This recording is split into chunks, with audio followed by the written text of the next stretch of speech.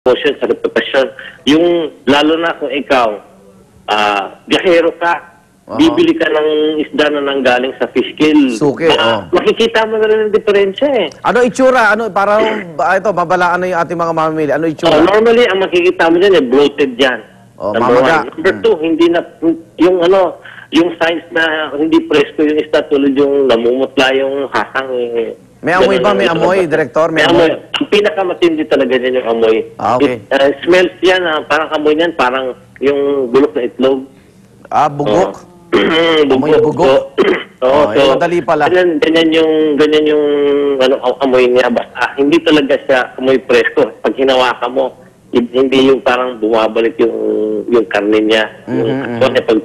Pagka inipon mo at i-press down mo, hindi babalik. Hindi babalik. Okay. At saka lalong-lalo pag kinain mo yan, niluto mo, parang nangangati ang dila mo, ang gilid yan, wag mo nang ilunon yan, iluwak mo.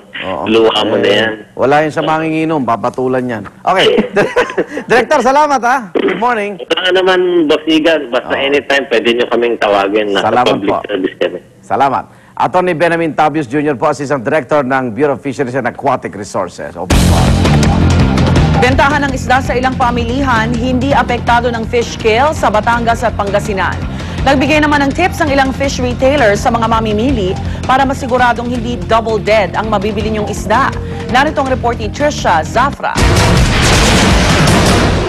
Sa kabila ng banta ng pagpasok ng double dead na isda sa merkado dahil sa fish kill sa Batangas at sa Bolinao at Anda, Pangasinan, masigla pa rin ang bentahan ng bangus sa Mega Q-Mart sa Quezon City.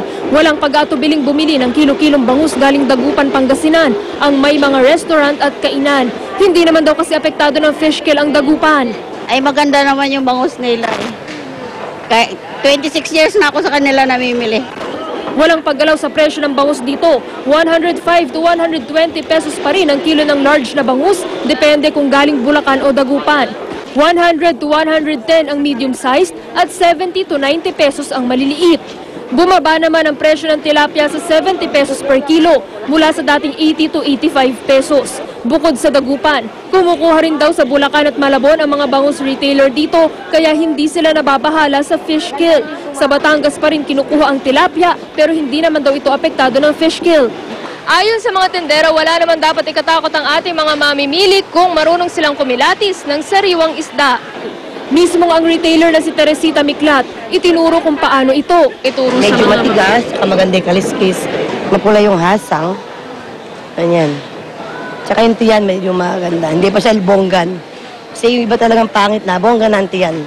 Ilan naman sa mga palatandaan ng double dead na isda ayon sa BIFAR ay kapag maputla ito, malabo at puti ang mga mata, naninilaw o brown ang hasang at malambot at hindi na bumabalik sa dating forma kapag pinisil o pinindot ang isda.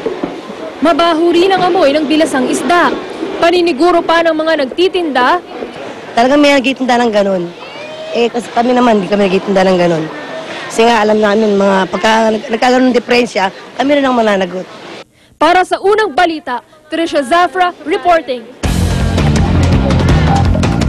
Sa ibang balita, mga naninigarilyo sa mga pampublikong lugar sa Metro Manila sinimulan ng sitahin ng MMDA. Pero kung kahapon, pinaalalahanan lang sila. Sa darating na Hulyo, pagmumultahin na po ang mga lalabag sa smoking ban. Darito ang report ni Julio Segovia. Walang kawala ang lalaki ito na hawak pa ang kanyang yosi ng sitahin ng MMDA sa sidewalk ng EDSA Guadalupe. Hindi na po mag-smoke sa daanan. Sa daanan? Saan na lang? Mga bahay. Kusa namang pinatay ng mamang ito ang kanyang sigarilyo. Sabay lagay ng upos sa kanyang bulsa. Agad ding pinatay ng babaeng ito ang kanyang sigarilyo. Pero dahil sa daan basta itinapon ng upos, muntik na siyang matikitan. Sorry. Hindi mo ba alam batas? Hindi po. Sa ngayon, inililista pa lang at binibigyan babala ang mga nahuhuli.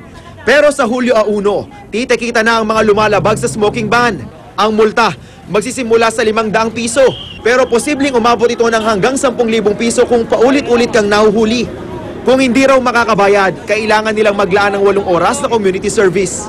Kung ating ginagawa ngayon ay hindi po pagkontra sa mga naninigarilyo. Ang ating pong ginagawa, limitahan lang ang lugar kung saan pwedeng manigarilyo. Nang sa ganun po, yung mga hindi naninigarilyo, yung mga nakakalasap lang po ng second-hand smoke ay hindi maapektuhan. Kasama sa mga lugar kung saan bawal manigarilyo ay mga klinik, ospital at health center, mga pasyalan, dormitoryo, paaralan at 100 metrong paligid nito, mga government office, mga lugar kung saan may panganib ng sunog gaya ng gasolinahan, mga bangketa, sakayan, loading base, tawiran at kalsada, pati ng mga pampublikong sasakyan at terminal. Para sa unang balita, Julio Segovia reporting. Samantala, presyo ng gasolina at diesel tumaas na naman. 50 sentimo kada litro ang dagdag presyo ng Shell, Chevron, Petron at Total sa kanilang premium at unleaded gasoline. 25 sentimo naman kada litro ang dagdag sa regular gasoline at diesel. Wala namang pagbabago sa presyo ng kerosene. Samantala, bumaba naman ang presyo ng LPG ng Shell at Petron. 2 piso at 50 sentimo kada kilo ang kanilang rollback sa presyo ng LPG. Mga kapuso, jackpot prize ng Grand Lotto 655 na umabot sa mahigit 336 na milyong piso, hindi pa rin napanalunan. Wala na naman kasing tumama ng winning combination na lumabas sa draw kagabi na 32, 44, 23, 13, 49 at 6. Kaya naman asahan na raw na tataas pa ang jackpot prize sa susunod na draw bukas. US President Barack Obama pinanguna ng pag-alala sa mga sundalong nag-alay po ng buhay para sa Amerika. At silipin ang bagong tourist attraction sa Aurora, ang Baler Bay Cruise. Huwag pa uli, tutok lang sa unang balita.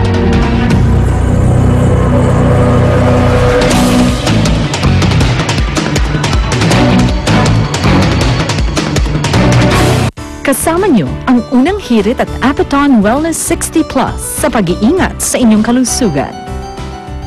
It's the Super Chunky at the Square, St. Francis Square. See you.